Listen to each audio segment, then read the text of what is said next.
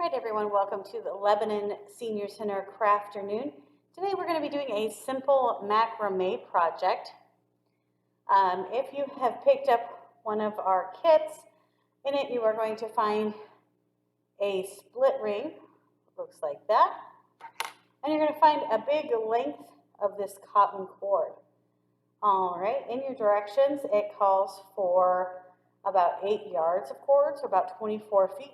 Ours is a little bit short of that. It's a length that we could find readily available, and we cut it down to just, I think it's like a foot or two short, but it will work. So what you have to first do is pull everything out of your bag, or if you are starting from scratch, get your hands on some cord you can use for macrame. You want it to be something that's really supple, so it folds and bends, and you can tie knots really easily in it. And that's pretty much what you need. Rope to tie knots, rope or twine. And, a split ring, you might want some scissors. You might want a rubber band or some measuring tape to, if you need to measure it out if you're cutting from a longer piece. So the first thing you are going to do is, of course, cut your twine down to that 24 feet or 8 yards.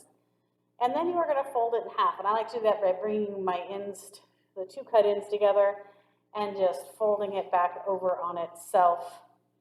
And then you're getting kind of a nice and even half fold. Then you're going to want to hold on to the end, both ends. So where you fold it in half and your cut ends, and you're going to bring those together. All right, so I've got the loop that's halfway, and I've got the ends. I'm going to hold those tight with my fingers, and I'm going to fold it all back over on itself again. And it's really long, so sometimes I like to kind of make sure I'm holding it in place as I'm folding it. All right, so we folded it in half, and we folded it in half again. It's getting a little bit more workable.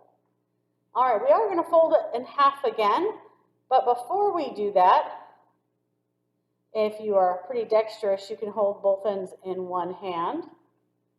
You're going to take that ring and slide it over one end. It doesn't matter if it is your loop end or your loop and cut ties in, but you just need it on there. Okay, so slide the ring down there. It is capturing both of these loops, and then I'm going to bring all these ends together again, because we're going to fold it in half.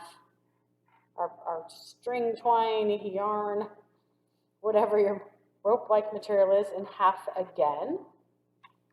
Okay, and we're going to keep sliding that down. So then we've got our ring at the halfway point. I'm trying to get it all on camera. It's just so long right now.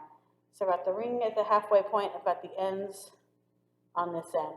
So I'm going to gently set it down on the table, and I'm going to come back up to this end, and I'm going to hold it in place while I flip. There we go. Just so I can get it closer to the camera so you can see what I'm doing. Okay, didn't mean to throw the scissors off the table. Okay, so I'm still holding it. Got a nice firm grip on almost about 4 inches down. So I'm going to slide the ring back down just a little bit. Yep, okay. So it's captured pretty well. So what we want to do is go up, and you can get a ruler and be very exact, or you can just kind of eyeball it. So we want to come about 3 inches down, and we're going to tie a knot after that. Okay, and it's just just a simple knot. It just feels like it's a lot because there's all these ropes. So I'm just bringing it through. Okay, except the thing is, we want it to not be tied at the base of that ring. We want about 3 inches of gap 2, 3 inches of gap. So I'm just going to stick my fingers in there, okay? And then I'm going to start pulling on the knot. And you can be as meticulous about it as you want. If you want to tighten it up, you can sit here and pull on the threads individually, like I am. Just working your way around until you get the knot tighter. So there you go. We have got our ring tied in. Da-da-da. So if you're following along with the written instructions that came up with, we folded in half, folded in half, folded in half, and we slipped the ring in. So we are up to the end of step 2, where we are now going to cut the bottom. So we have 2 that are loose, 2 cut ends that are loose.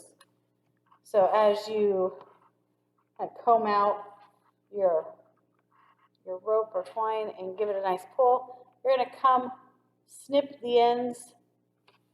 We've got the scissors, as I said, we're just going to cut each of these.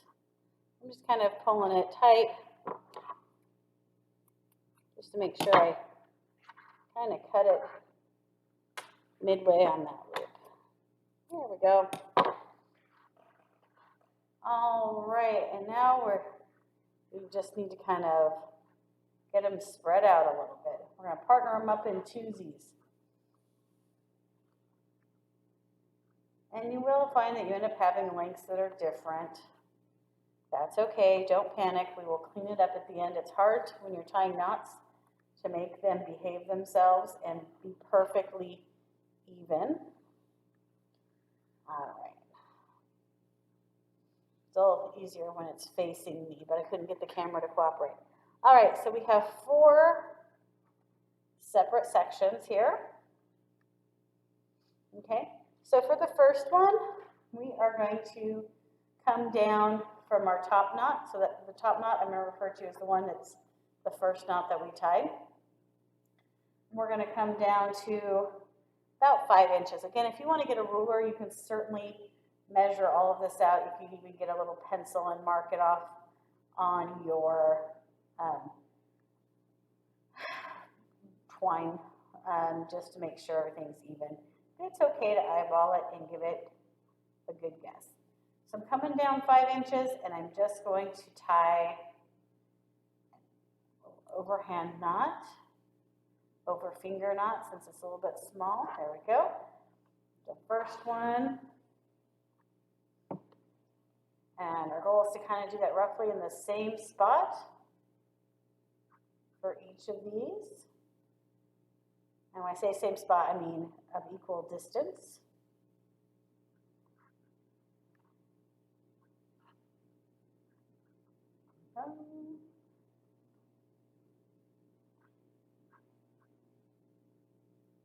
Number 3.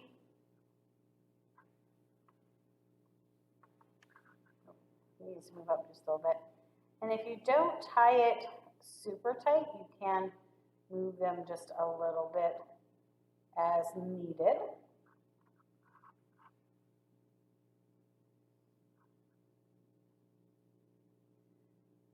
It's kind of an organic and very forgiving craft. There's a lot of basic knot tying. Certainly you can learn some more intricate knots. A lot of great knot tying videos on YouTube. When you like the location of them, you can just give them a little tug to tighten them down. Not too bad, fairly even. Okay, so we're going to kind of spread them back out just a little bit. This is where it starts to get a little bit tricky. I'm going to try to move it down closer to the camera because now we are going to change partners. It's like do-si-do your partner back from the days of square dance. So we're going to split these apart. I'm going to make him sit out on that side. This one's going to sit out on this side. It looks kind of like an octopus now. Aha. There we go. And we're going to bring these 2 together. And those 2 are going to come together. And these 2 are going to come together. All right. So this time we're going to come about 3 inches down from this knot, so we're starting to get them a little bit closer together. But same dealio.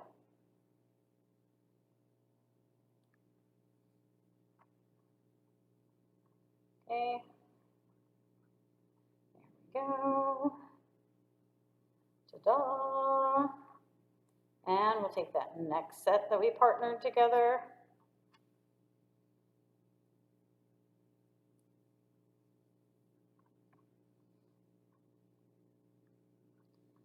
Yes. There we go. And then these two.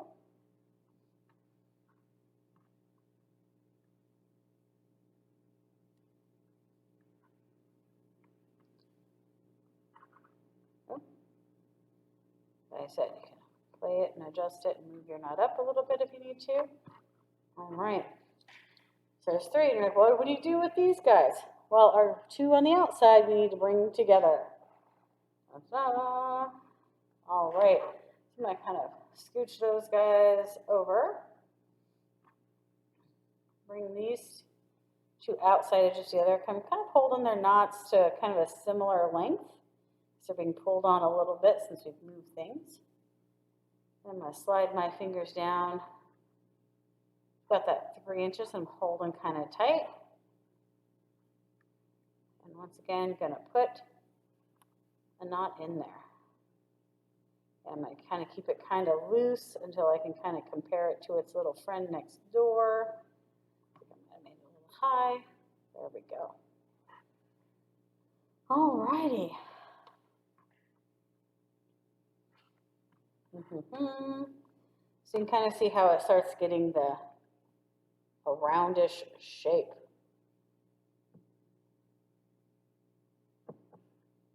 Okay. Making things in the middle. So then once again, I kind of like to do this part when it's hanging up.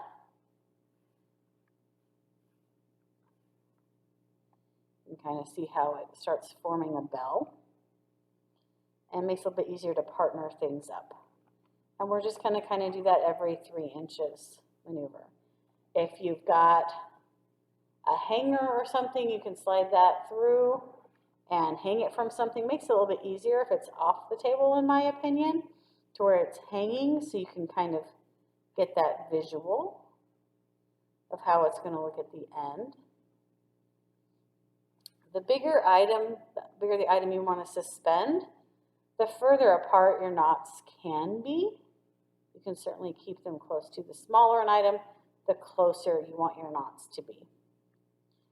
Of course, the more rope you will need, because of course the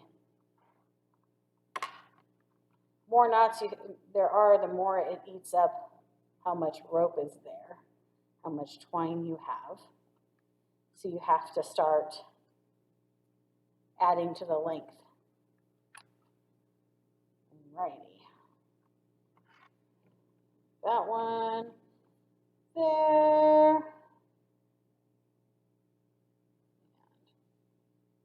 Come over here for this one.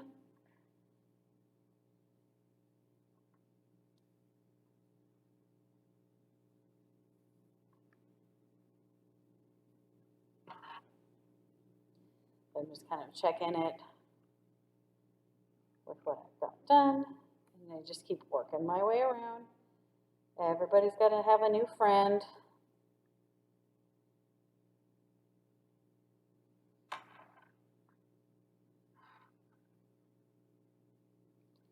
And just keep working.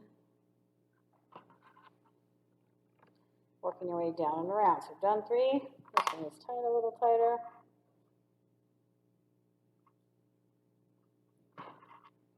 All right, 1, 2, 3. So I should have 2 hanging out left over. So the new neighbors are here.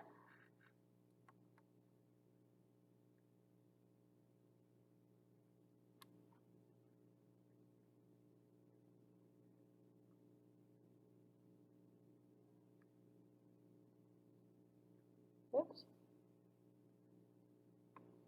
All right. There we go. Got this one a little low, as I said. Guess and check, guess and check. Need to loosen one up. Go ahead and do so. And then you can go back and tie it tighter. Of course, now I went the other direction. Sometimes that happens. You make something short longer, and then you go too far. All right, now it's much better. All righty. Righty-roo.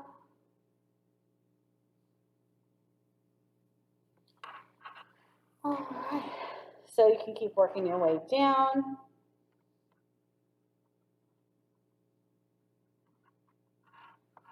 And you'll just keep working your way every 3 inches. And you just, usually the quarter point, you want to make 2 or 3. You can probably do 1 additional knot set.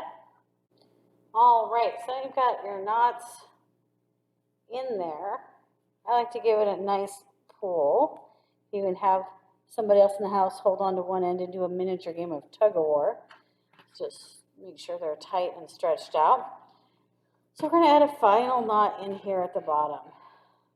You can use a rubber band to hold them together. I am a little bit lazier than going to get a rubber band, so I start my knot higher. Put it back on paper. So I stretched it out. See, we want our knot down here, but I'm going to start up higher where kind of my last knot is. Kind of put, wrap the cord around my fingers. I've got the tail here still. And then I'm going to reach up and grab all those loose ends and pull them through, just so I can get a nice firm grasp on them. And then I'm going to start tucking all the other ends back through and cinching it up, so to speak. Work its way down.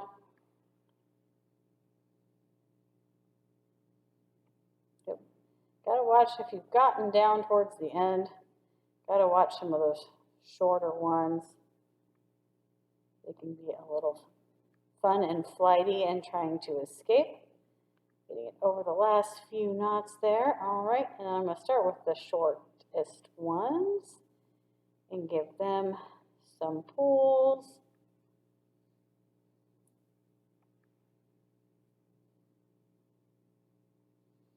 And then you just work it and pull it and work it and pull it. All right, so last step, after you've tied your last knot, you can trim off any of your tails that maybe seem a little excessively long, or I've got a piece that has some tape on it, so if I can't get the tape off, I might just cut it off. That's where it was measured when it was purchased, just because I don't want to see that tape there forever. So he's going to be a little shorter. His little rambunctious little tail, like a little tassel. There you go. So there it is, where you can hang. You've got your hanger. You've got all of the knots. Makes it look a little bit like a net, right? Macramé is really just the art of knot tying, and it's kind of how they used to make old fishing nets. So as you can see, it looks kind of pretty as it starts to spread out. You can see that they're interlaced together.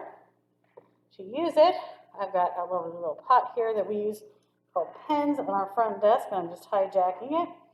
So you can start by putting an item into one of the gaps at the top. That's why we do a smaller or a bigger distance between knots at the top.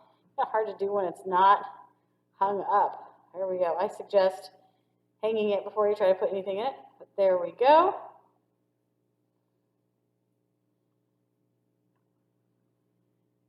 Holding it up quite well. Let's see if I can't tip the camera up. Ta-da! And of course, you can use it to put, you can use a potted plant, or you can certainly do something like putting oranges or apples um, big baking potatoes, onions, anything like that. You can also use it to hang in your kitchen and just have some of your produce hanging out around the kitchen. So there you go. There is your macrame beginner's project of a little hanger that you can use for a small potted plant or for stringing up some fruits and vegetables around your kitchen. Hopefully you enjoyed that project. And we do have a few more kits available at the Senior Center, and they are first come, first serve. You guys have a great time with this project, and we'll talk to you soon. Bye-bye.